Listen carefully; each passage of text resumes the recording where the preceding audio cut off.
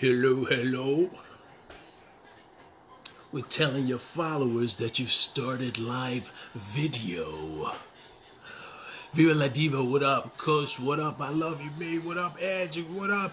Darrell Hammond, the quickest yet.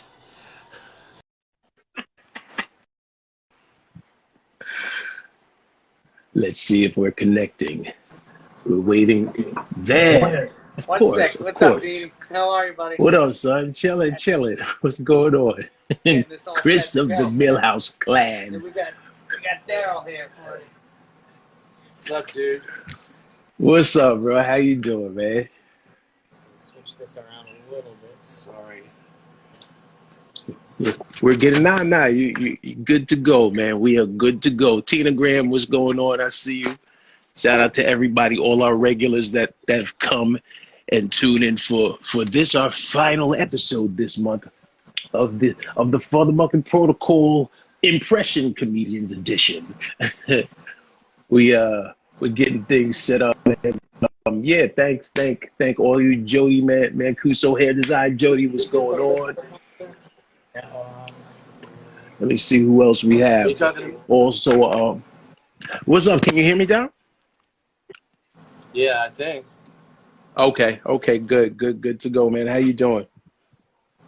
I don't know. We're trying to take this. There's all these letters here. He's just trying to get the comments off. Oh, okay. got you. No, it's all good. I can do without. I'll tell you about my kind of dull pedestrian. Are you allowed to cuss on this thing? Of course, man. Do you? This is you're my guest. You talk however you talk, bro. You know. Okay, I'll just talk to you. I can't see myself. That's probably better. We can see you. We can see you. Okay, go this way a little bit. There you go. Yeah, perfect. There we go. And real quick, let me welcome everybody to another episode of Futhamuckin Protocol.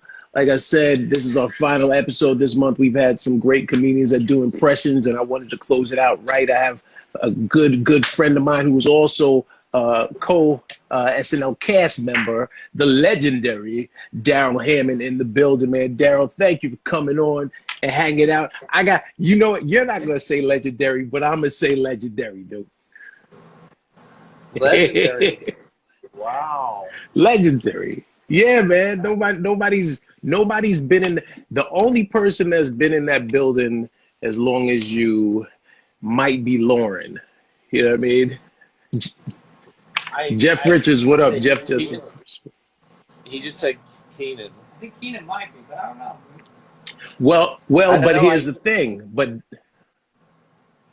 Keenan is the longest cast member, but you took over for Don Pardo, right? Oh, that's true. Yeah. Yeah. So. Well, that's my business. I can't wrap my mind around that. I mean, it's hard to even think that I would be in a room with, Hillary Clinton and Dick Cheney's grandkids. Here I am, this pot smoking fucking weirdo, and the vice president and the kids are there. I mean, you know how it is over there too. You'd be standing there and you'd be talking to I don't know, think of someone famous like John Mayer or something. You're just talking shit, and a fucking donkey walks by, and and when you see that donkey go by, you're thinking this sketch has to go. Yeah, they're not canceling the donkey. I mean? It's like sword eaters and like camels and Hillary Clinton and there's Nicole Kidman and that's LeBron James. Right. Ooh. Crazy. But you know what? I think it also speaks to your talent that you were on the show as a cast member as long as you were, and then Lauren's circle is small, and he's entrusted you. He's giving you the keys to say, you know what, Darrell, he's been great with us for so long. I'm curious, how did he approach you about coming to take over for, rest in peace to Don Pardo, by the way? You know, Steve Higgins and Conversation Steve Higgins, whom you know, and Kenny Among. For those listening, those are really, really cool guys who are also very powerful over there. Right. And they said, listen, we don't really want to replace Don Pardo. Okay? Right, you can't. We don't like to bring in a fucking pro announcer. Right. The message we want to put out is that he can't be replaced. Okay. So we're going to bring a non-announcer in here, but we want you to invent a voice that's Don Pardo, but it's not Don Pardo. So what I ended up doing was inventing this voice where you would hear Don Pardo in a couple of vowels. You know, you know, I used to go to these classes and they'd show you how to splice tape up, and everybody's consonants are the same. Yours and my consonants will sound the same when we take our vowels out.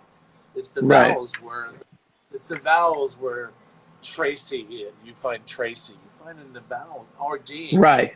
You know what I'm saying? So we decided we'd pick a couple of vowels and put Don in those two vowels. So we made up like this announcer voice, and so then we'd get to featuring just one vowel, featuring new musical guest, right? Just two vowels. So that's how that happened, and kind of a ridiculously good position. I think it pays well, and not great. I'm not buying yachts and shit, right? I'm not buying shit. Nobody is working there. But it pays okay, I can go to dinner when I want to, and I have health insurance and stuff like that. I'm glad I'm not one of these people that needs a new wardrobe every year, because I wear virtually the same thing, Right. I have like a whole bunch of black shirts and a whole bunch of black pants and a whole bunch of black top coats and shit.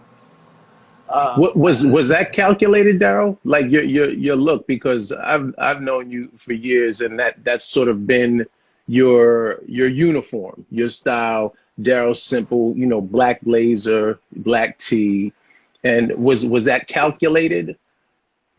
I'll tell you something, and I can't quite explain it, but years ago, I was in one of these 12-step programs, and I was sponsoring this guy, and he killed himself. Oh, wow. It shook me up so bad. I don't know, because back at that time, I was going to shop. I was getting my clothes tailored. I was getting these antique pants, like with pleats in them and shit, those bogey hats, and I was really into colors and the way I look. He blew his brains out, and I'm still not all the way recovered from it. Really, but I remember the time like going, I don't know, I just can't wear colors anymore. I can't get into that thing anymore, and so it was this really weird effort to make it sort of a non-issue. Right. I'm sorry that's such a bummer story, but you asked a very deep question. No, it actually it's not. I do my best not to look at things as that's because that's part of your story. So that enlightened myself and anyone else watching, and I think what I take from that is, and maybe I'm overthinking it, but that occurring makes you say, you know what, getting pleated antique pants, are they really that important? Versus just, something that I'm comfortable in. And as long as I know you always look like the chillest cat in the room. So there's something to be said about that. Seriously, Yeah, but it's a great question. Is it a calculated look? It's a great question. Well, because Thank you. We do our best to present our guests with something, something that you're not gonna hear on every other show. Now take me back, Darrell. Where are you from originally? Melbourne, Florida. Okay. I lived, Okay. it's a small town on the east coast of Florida, about midway up the state. Mm-hmm. And I was born in Tampa, lived there a couple of years, but then I moved to Melbourne when I was 1 or 2. Okay. And I stayed there till I was, I guess, 18 or 19 years old. I didn't go back that many times over the years, but that's where I'm from. Did you not go back because you felt like it was time to get out of there, or were you running from anything, or? I don't know if I. That's right. You ever see the Flash when he runs? You know, he's like, you just see the blur. Yeah. So you would have blur in get out of Tampa. there. I was like, where's Darrell? He was standing here a minute ago. Well, damn, that boy can run. Oh yeah, I bolted. It wasn't real. Did you start off as a stand-up down there, or when did you get the bug?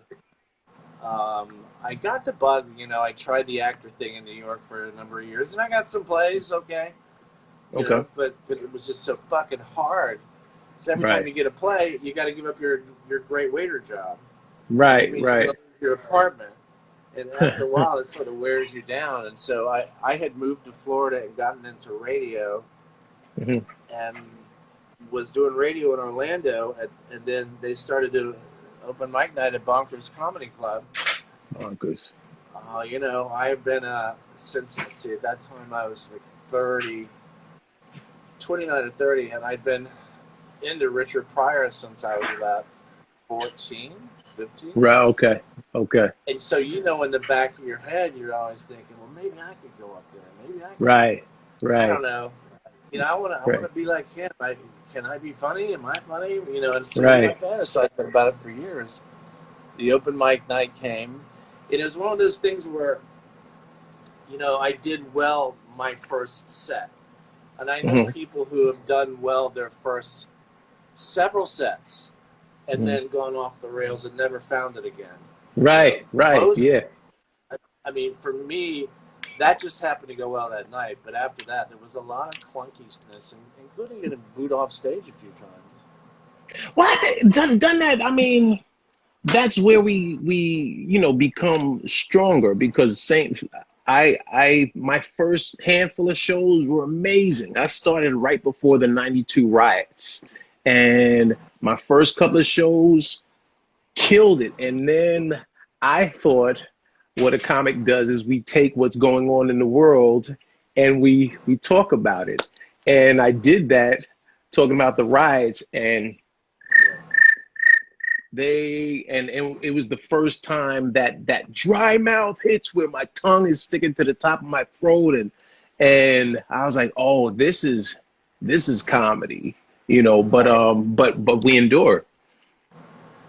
Yeah. And it's so strange because you're going out there, and you know, the jokes that I personally was so fond of. Oh, I was in love with, and I thought I'd written it. You know, I was going to revolutionize fucking stand-up with this fucking show. Right. But it always tanked, you know. And I realized, hey, wait, this shit ain't for you. This is for them. So you got to figure out, this is not about you, motherfucker. This is about them. So you got to figure out. And here's where people ask you if stand-up is hard. It is. You got to look at a group of people you never met. Never seen them, never talked to them, of many different cultures and backgrounds. How are you going to make those strangers laugh? It takes a little time. It takes a little time to learn the trade. Yeah. I mean, I tell people, by the time I got SNL, I've been doing driving around the country for years. Yeah. You know, but there's no such thing as overnight success, right? No, I mean, not it. I think by the time you get to Lorne Michaels, Right. You need to have developed some comedy intelligence Yeah. that you can't Yeah. get anywhere else. Right. Okay, I don't Right. care. I don't care. You can't. You can only get that in front of a live crowd. All right. Right. So you can't just Right. pop an actor in there necessarily. It's because you're going to walk in the room. He's going to be the only one there. You're going to do your best shit. Nobody's going to laugh at it. You're going to remember that that Pryor stood on this stage and killed Right. it, and now Yeah. you're on the stage and you're bombing. Right. No one's making a sound, and then you got to Right. walk out of there. How do you? I used to hear that Lauren would actually hire stand-ups because they're so damn good under pressure.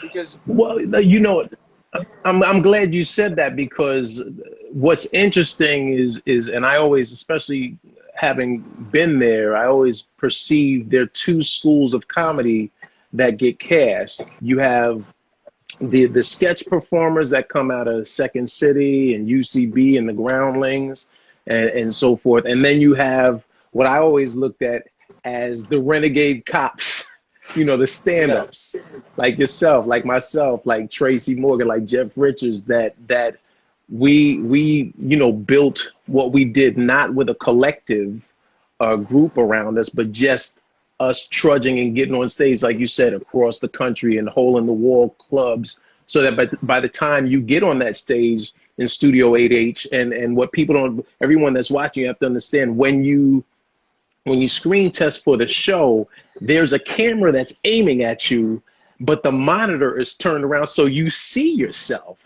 So like Darrell said, which freaks you out. You're like, totally messing. Right. I've never seen myself do Jay Leno. Oh, Right. is that it? Right. Keep going.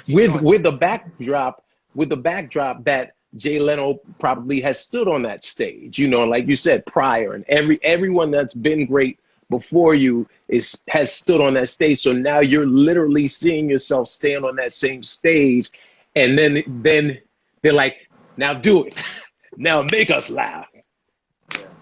Yeah. And I don't know about your audition. The room was empty. It was just mine was it wasn't empty. I only saw Lauren, but I looked out. I went in expecting nothing, because I was the last person of the day to go in. So I'm thinking, all right, well, somebody will watch this on tape. But when I started hitting the impressions, I started hearing pockets of laughter, and I was like, oh, and we're comics. So as soon as you hear that, you're like, oh, I got him. So, now you're in the headlock, and I just ran. Yeah. Oh God, you're just bringing back the memories. Yeah. Well, it's like shell shock, right? We've all, the 150 some odd cast members that have been on that show in the last 45 years, I don't care who you are, when someone starts talking about it, it takes you back to everything you experienced on the show. But here's something interesting. See if this means anything, okay? See how this sounds, okay? If you hire a stand-up, you're going to hire someone who's been through something that you will only nowhere in TV or movies will you experience this except Saturday Night Live. Mm-hmm. And that's the feeling when every fucking thing went wrong and all is lost. Yeah. And the sketch is going on for 3 more goddamn minutes. Right? You're up there for just 3 more minutes, and the scaffolding fell and the guy dropped the cue cards, and there's only, 5 million people looking up your ass. Right. All is lost. Well, what am I going to do? Right. And the only reason I can laugh about it now is because it was years ago, but when it's happening, it sucks. Can you recall any specific episodes or sketches that something like that happened?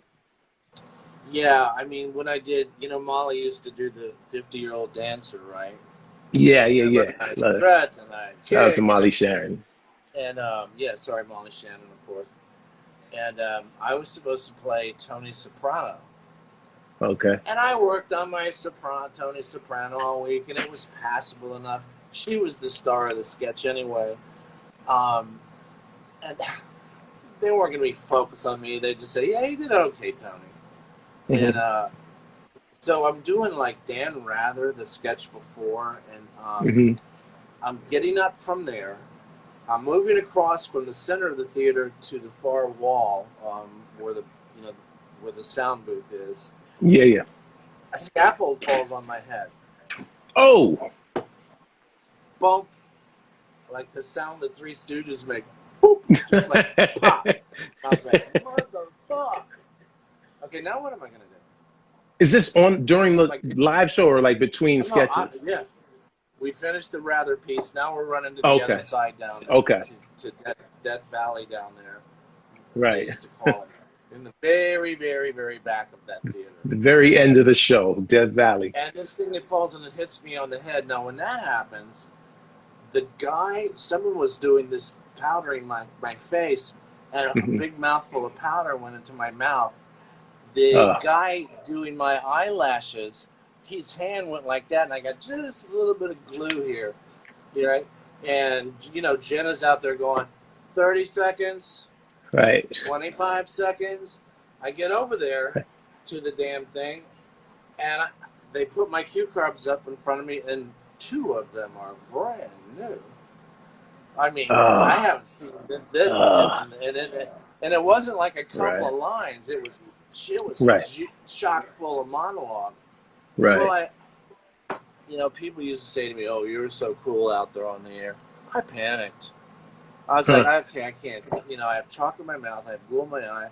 I have a catastrophic head wound here, and I never saw these words before.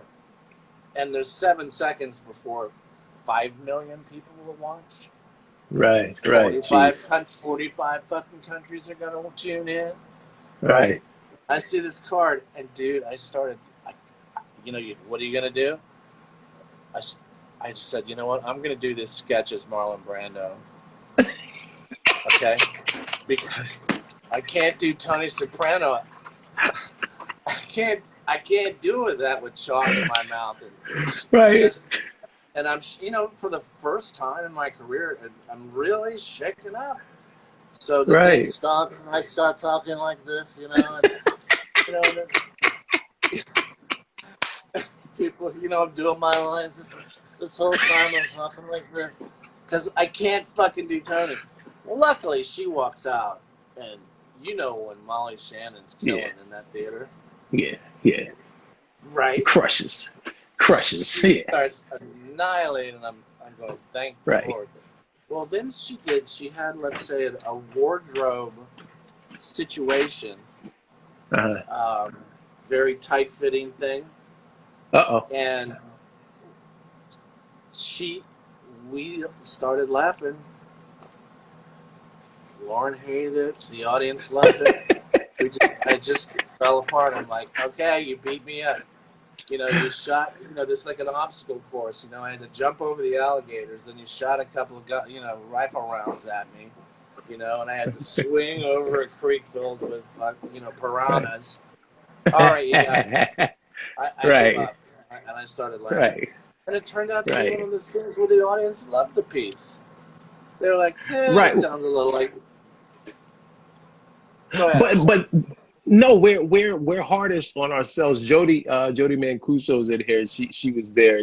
She was like, Darrell did fine. But that speaks. We're such perfectionists that we want to crush it, right? We want to crush every time, especially when you're standing there and your co-star is Molly Shannon or Will Ferrell, and then knocking it out of the park, and you're like, here, I have this little piece. Let me just make sure I do a great job. So I feel you. I know that feeling.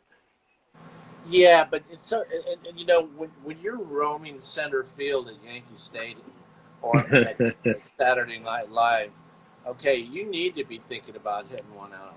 Okay. Yeah. You need to be thinking about just kicking someone's ass and hitting one out of the park. Yeah. Because that's gonna keep you there.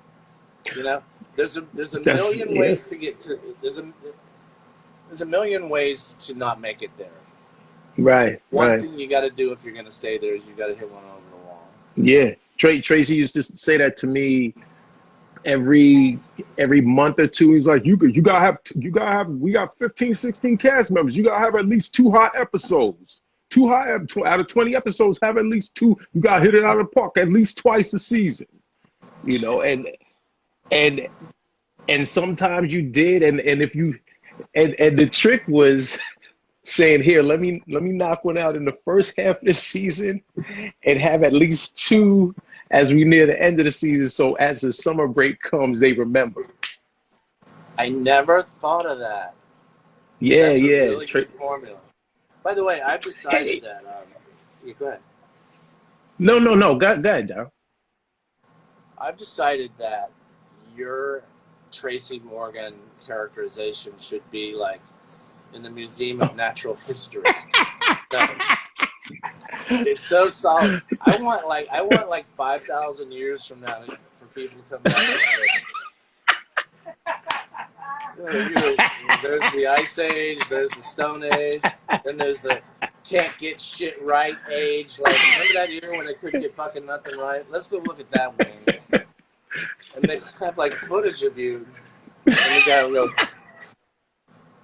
3,000 years ago, people enjoyed something called impressions. This is a best example.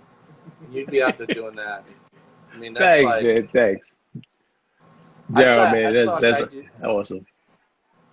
I saw a guy do ice clay one time, and I thought, I remember seeing that going, I don't have any impressions. I mean, you know, guys, people that can do voices have, you know, they're like great authors. Great authors end up with a couple of big hits. You know, you get a handful of Museum of Natural History level impressions. That's right. That's a big one. Well, I think you had more than a handful, brother. You know, couple. Yeah.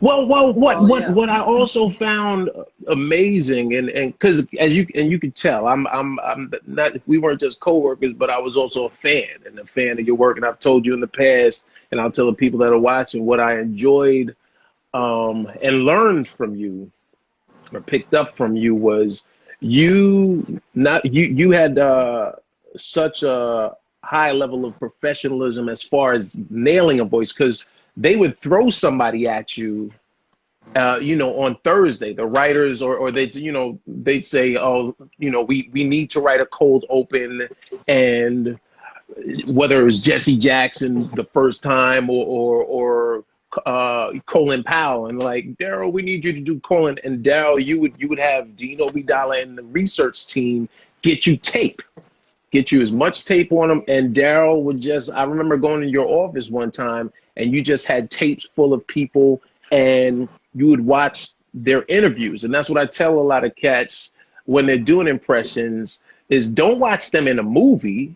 Don't watch them panel. Watch them sit down and talk on the Tonight Show or late night with whoever, because that's where you hear their actual real voice.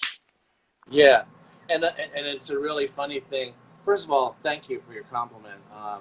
Yeah, man. You know, it's a really weird thing when you're this little kid and you're starting to do the thing that's gonna give you a living in front of the president. You know, all these years later. But I mean, I was 6 or 7 when I was starting with Popeye. I was starting with Porky Pig. You know, that's what I was gonna ask. What were your first ones? They were the cartoons. Yeah, they were Porky Pig, there was Popeye, there was, and then I did a Christmas Carol, the characters from a record where you do all this Charles Dickens stuff. Oh, that's dope. So, I mean, I'm 7 or 8 years old, but I mean, I would be doing Porky Pig, you know, and my father's like this decorated war hero, and, you know, I'm sitting in the living room, and I'm going, oh, Sylvester, you know, my father would be like, Margaret, that some bitch is doing it again. And I know this appears in joke form. I'm paraphrasing, but not by a lot. She'd be like, she said to him, he's a normal little boy. And he said, Margaret, that some bitch is sitting in there on the sofa, talking like Porky the goddamn pig. Now, maybe that's not so unusual, but the thing is, he sounds like Porky the goddamn pig. He sounds just like him.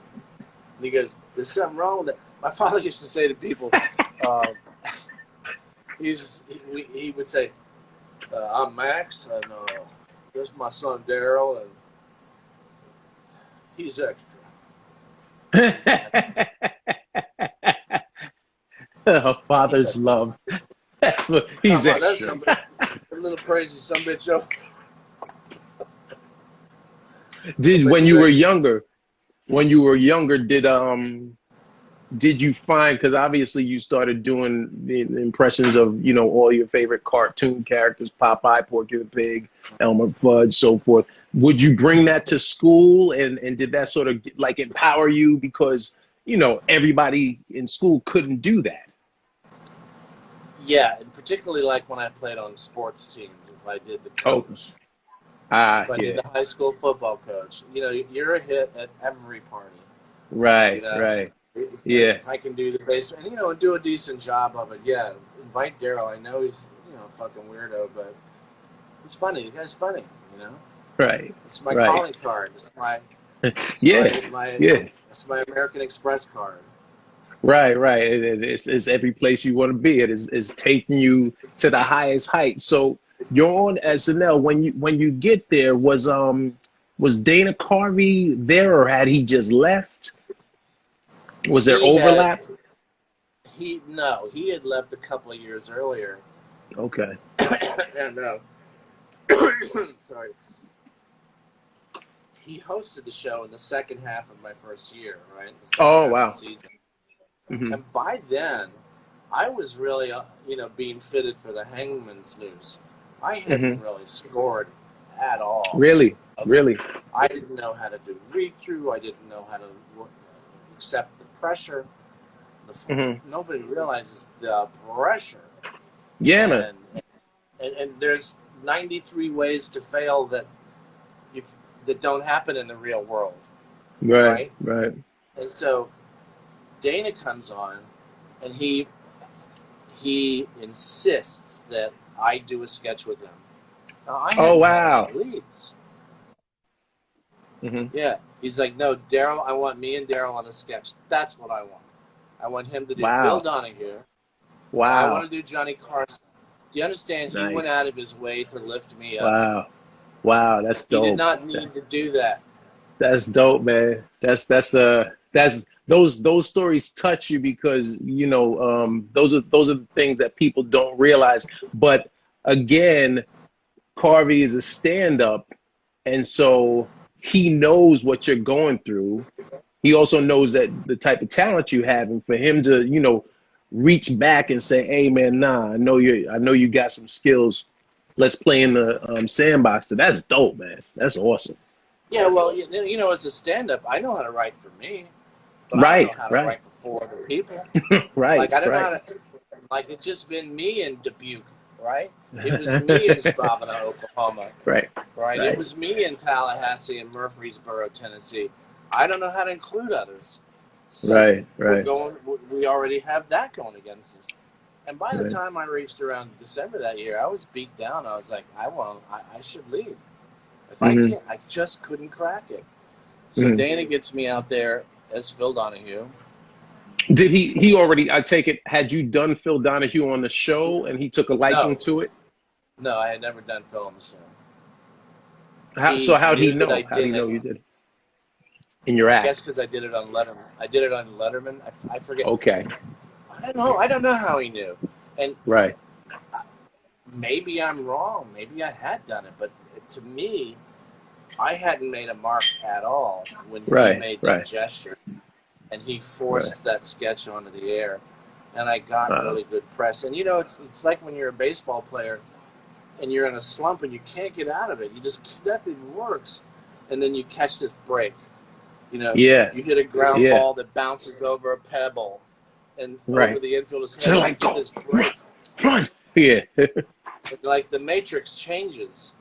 Yeah. Right? The whole thing changes.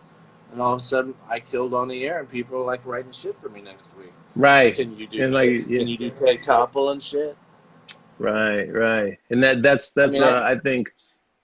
Well, I was just going to speak to the fact that once you have one thing pop, then all of the other writers, the dynamics of the show, the writers are like, now everyone has the same clear vision that Dana Carvey had. And they're like, oh, he does do a bunch of impressions. We can lean on him to do everything. Yeah. The writer looks at it. Look, the writer's looking for a home run too. Yeah. The writer's looking at this going, you know what? This guy's got heat on him, and you can feel it. Yeah. You know, this guy's got some heat off right now. Right. You know, let me jump on there. Right.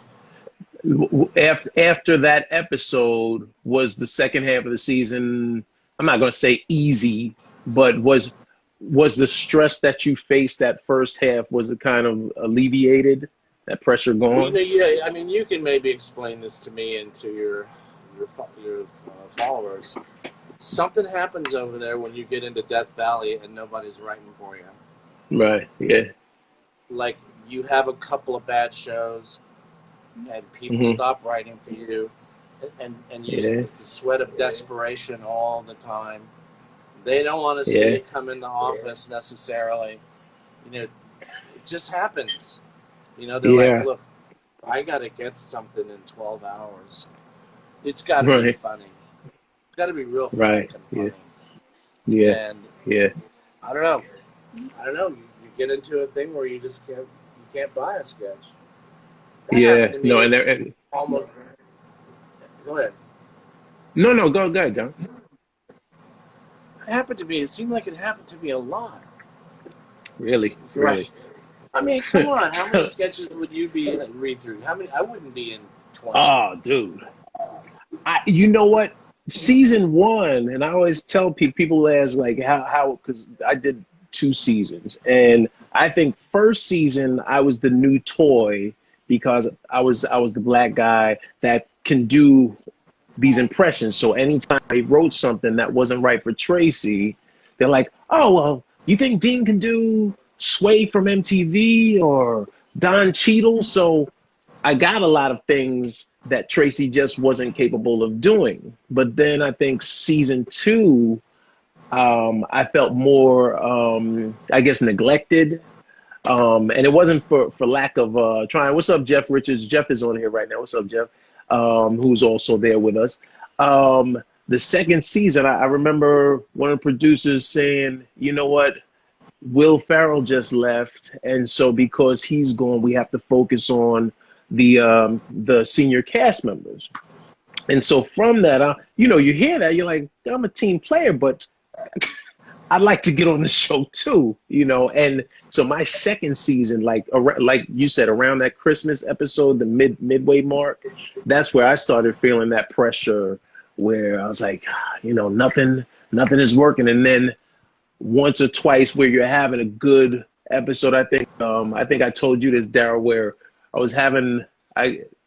Tracy and I did a table. We did the early 8 p.m. show where Maya and they had written the Scott Chapman time traveling thing where I was playing Serena Williams, Tracy's playing Venus, and what's her name from 8 Mile? I can't think of her name right now, but she was the guest and she was playing Anna Kournikova. It crushed during the dress rehearsal show. So what I did, and there's a lesson to anybody out there, always stay in the moment. I got ahead of myself because I was like, I finally have a good episode, right? I'm going to hit it out of the park. And during the sketch, during the live show, I was supposed to answer in the negative. Like, so Tracy, they asked Tracy as Venus Williams, so do you think it's about your game or your looks? And Tracy said, my game. And I was supposed to say, it's definitely our game. And I said, it's definitely our looks. And as soon as I said it, as soon as it escaped my mouth, I realized what I said. And I was like, damn, what did I do? So now while I'm in my head, I miss my next line. So and like you said, everything, the world and everything's comes crashing down mentally, but the show must go on, and so you're sitting there stressing it, but they're on to, you know, the next 5 sketches. Yeah, and then you're like, and you start thinking that a trap door is going to open and it's going to be Right. Right. You know, like a greased body shoot. You know, you're like, oh, you know, and I fucking land out, you know, on 8th Avenue, or I land back. I land back at, you know, my cousin's cleaners, as Eddie Murphy says, way back to where I started. Just right. You know, I used to read these books about the Old West, and in the Old West, in the course of a day, first of all, people lived to be like 35, because you know, there's like 100 ways to die. You know, in the 1800s, there's no protection. Right. I mean, an abscess tooth, you're a goner, right? Well, that's that. People don't realize that until you learn that system over there, there's 100 ways you can get derailed. Yeah, man. And the stuff that pops up out of, you know, you're like in a fun house, something pops up, you know, like, or you get hit on the head, right? Or you get cock in your mouth, and you miss a beat. Right. Or an anvil falls out of the sky. Yeah, it's something similar that, and all of a sudden, all is lost. You're standing right there on national TV, and it's all over. You know? Yeah. And you still got to press on and show up on Monday. Yeah, and figure it out. And when you have a great episode, you know, you have that great episode, but then you're like, geez, how am I gonna? Now I got to do it all over again next week, and figure out how to capture that magic again. The degree of difficulty, if I could describe it, I would, but I can't. I'm trying. Right. You know what I'm saying? No, it's undescribable. It's like, you know, it's like Lauren Miles would be saying, okay, see that tree over there?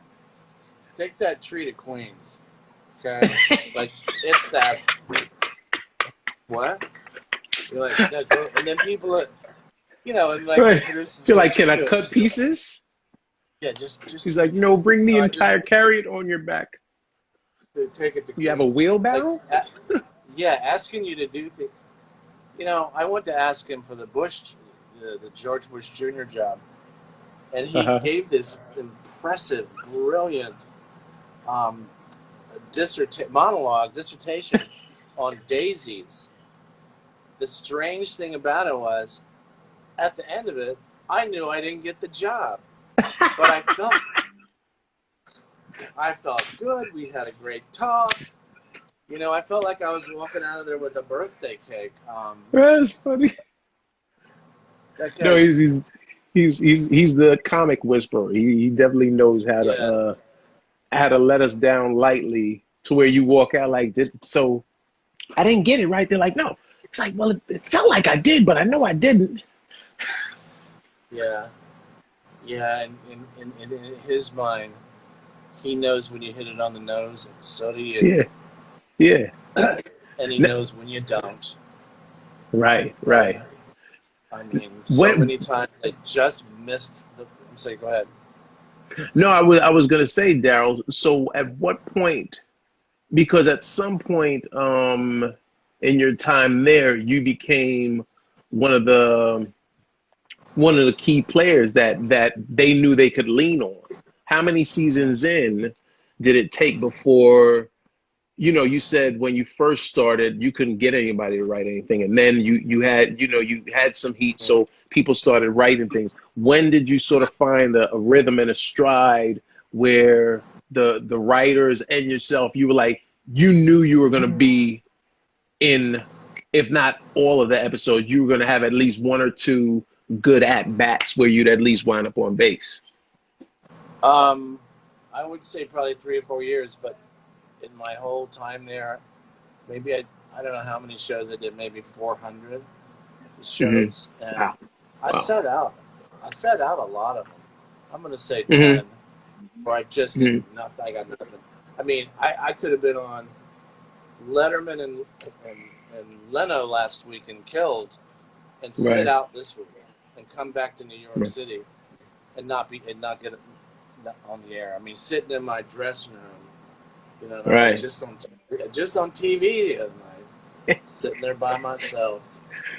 Did you ever feel like that was intentional? Did you ever feel like that was to bring you down to earth from having just crushed on Letterman or crushed on the Tonight Show and the system and powers that be at the show saying, let's make sure he knows you're a hired hand here? Well, I'll tell you, if that was a plot, it worked, because I'm like, okay, I don't know what this is about, but I don't even want to negotiate. Just get me the fuck out of solitary, Right. You know what I'm saying? Yeah, because I mean, you're there. You're there because you want stage time, you want screen time. And you don't have, again, like you said, I don't have to be in everything. But you hired me for a reason. You hired Darrell for a reason. So in your mind, just like in my mind, just like in Jeff Richards' mind when he was there, we're all saying, I know I'm good enough because you hired me. So put me in the game, coach. Yeah, not only that, I put one in the seats last week. I know I did. You told me I did. Right. So can we come up with something here? It wasn't until season 4 or 5, and there were a couple of times, like when he came to me on a Friday night with Geraldo, and he came to me on a Friday night with Trump, and I did reasonably good impressions for having been working at it for 24 hours.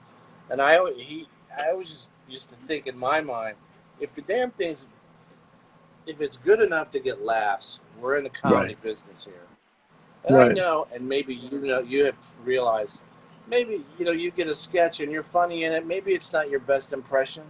Maybe you could improve it if you were ever given another chance. But the sketch is killing. I'll take that. I'll take killing. Right. Yeah.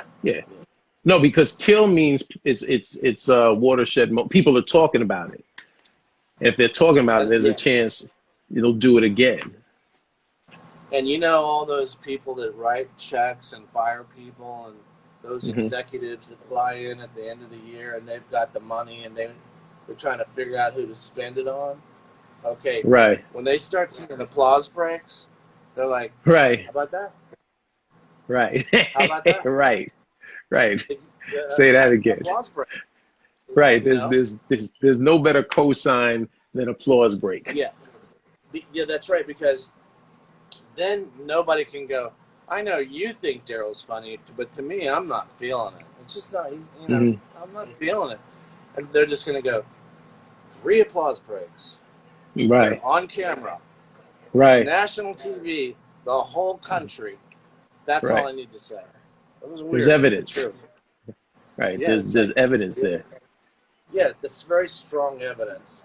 Because like in baseball, man, if I get a hit 3 out of 10 times, I'm pretty sure I got a job. Right. To keep my job. But right. You can be on that show and you can be trending in 10 parallel universes. Right. and lose the job. You know that. Yeah. Well, go ahead. What's that? No, go ahead, John. Well, you said Jeff Richards was listening? Yeah, Jeff is on here. And I've said that to Jeff. Jeff to me was like the hottest thing cooking when we, because think about we started in the shadow of 9/11 was our first day was supposed to be our first day of the entire cast and crew of writers showing up for work our season. And so, that first episode, we have Giuliani and the firemen on stage. And, I say to this day, like that season, no new character was hotter than Drunk Girl. Drunk Girl was the hottest character. Drunk Girl was the character that if the show wasn't really as funny as we wanted it to be, they'd write something up Friday night and throw Drunk Girl at the update desk, you know. So it's the working on the show, it's peaks and valleys, because you could have, you know, all these hits and then suddenly it's just cold, you know, the next week. I think my first episode, I was in 4 sketches and I got to do the Chris Tucker during Celebrity Jeopardy. And, you know, you can tell me I wasn't Eddie Murphy, right? Let me tell you something. I walked out of here, I was like, oh, Eddie is back. Eddie, you know what? I'm brilliant.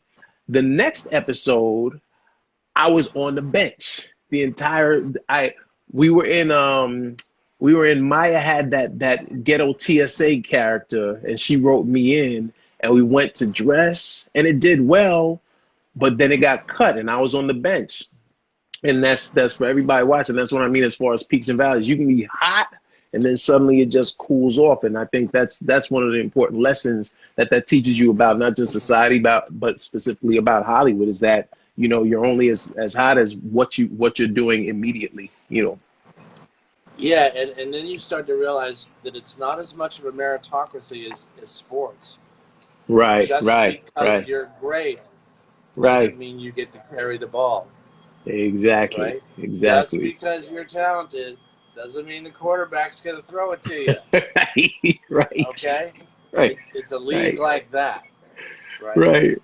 Exactly. Yeah. Dangerous. I mean, like, I remember Jeff. Jeff was a brilliant impressionist.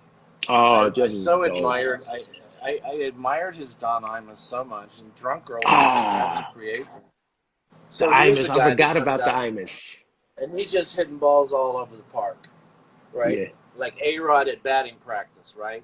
Like spraying them all over this fucking stadium, right?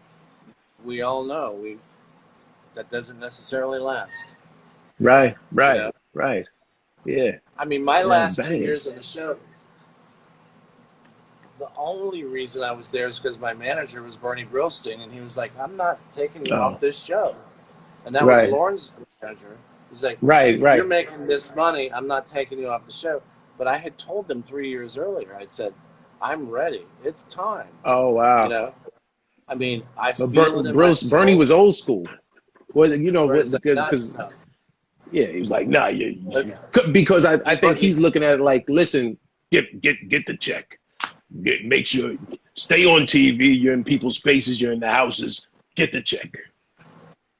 Yeah, and also he was very well aware of the reality of just because you were king of the mountain over here, that doesn't mean nothing.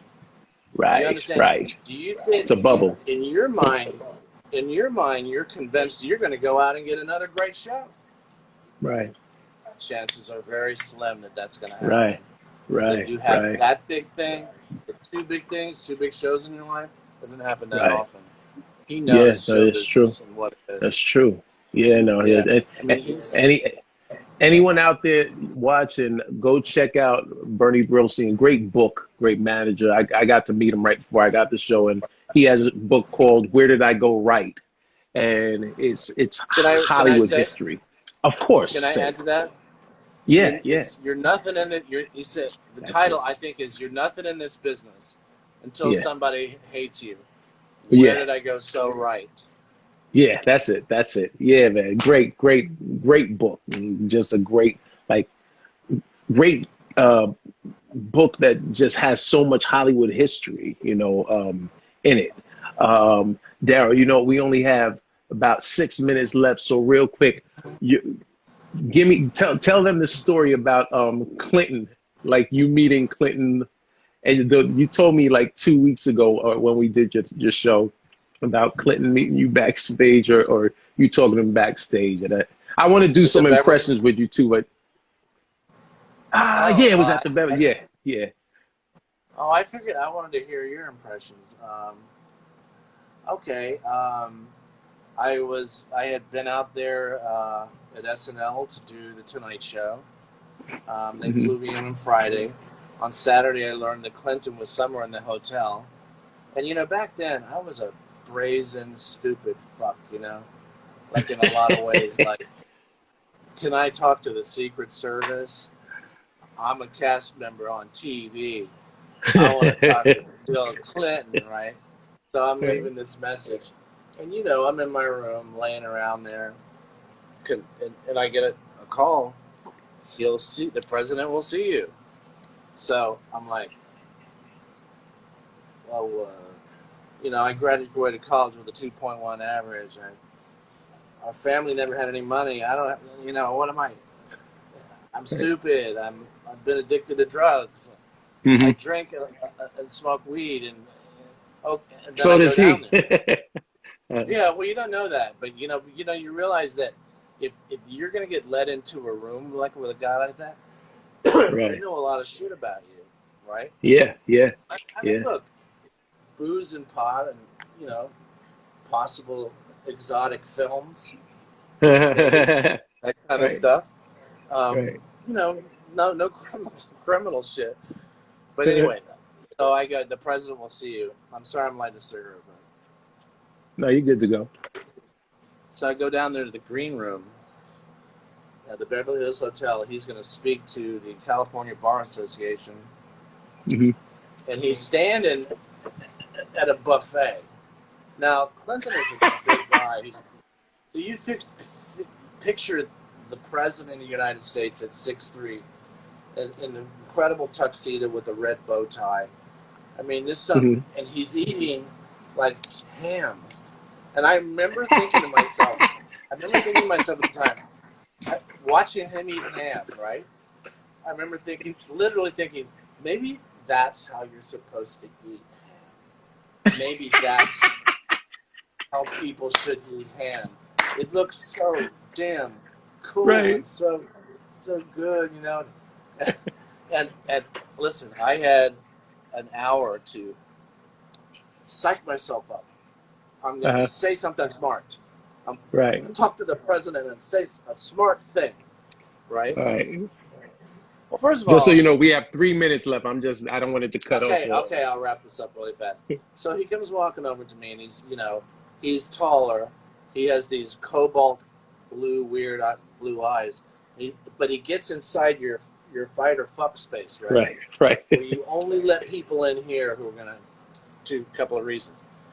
And I looked at him, and I said to him, hey, thank you for my house, man. That's all I could think of. That's all I could think of. You meet the leader of the free world. Hey, man, thank you for my house. You know, I was just like, I would not, you know, thank you for my house. I would not have a house that be not for you. Like, thank you for my house.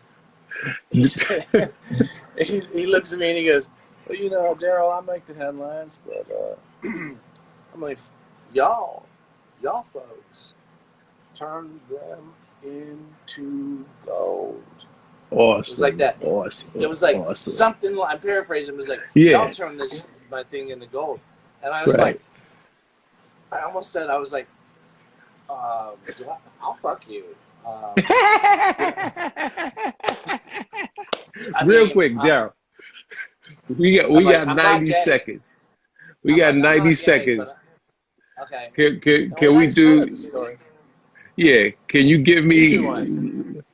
Well, here, let's do like Tony Soprano and Denzel. You want to do Tony and Denzel? You know what? Or I want you to do Denzel. Okay. Listen, you know what? It's James. It's, you know, we've worked together before, and it's awesome being in your presence again. You know, I haven't seen you in a long time. Been a long time. That's beautiful. That's beautiful. Oh wow! See, that's big ass shit right there. Would you do me a favor?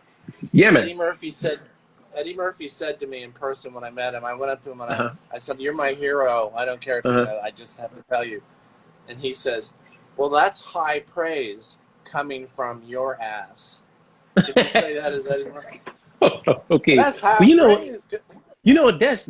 Coming from you, man, that's high praise coming from your ass, because I've been watching you for a long time, and there's something amazing about way you capture, you know, the essence of somebody's, it's amazing, man. You got it. You're good. Darrell, man, much love to you. I got 10 seconds left. I appreciate you.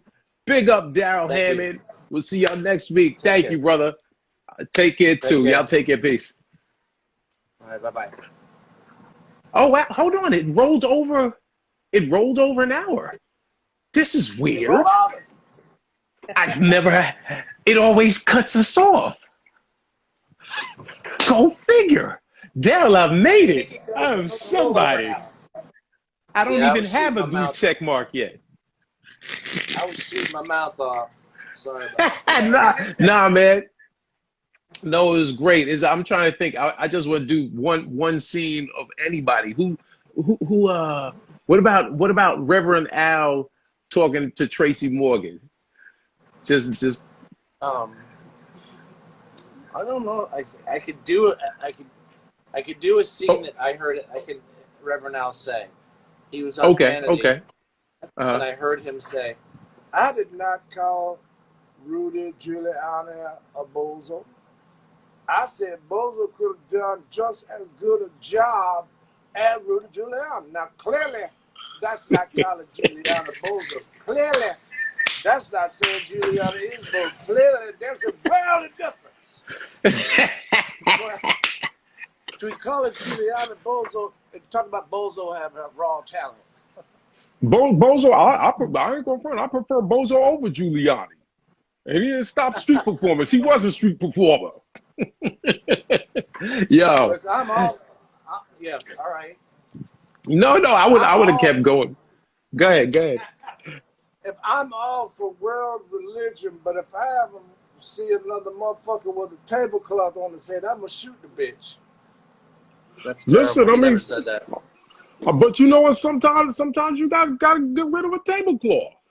Why would you have a tablecloth up there? Unless it's a picnic. Why would you walk around with a tablecloth?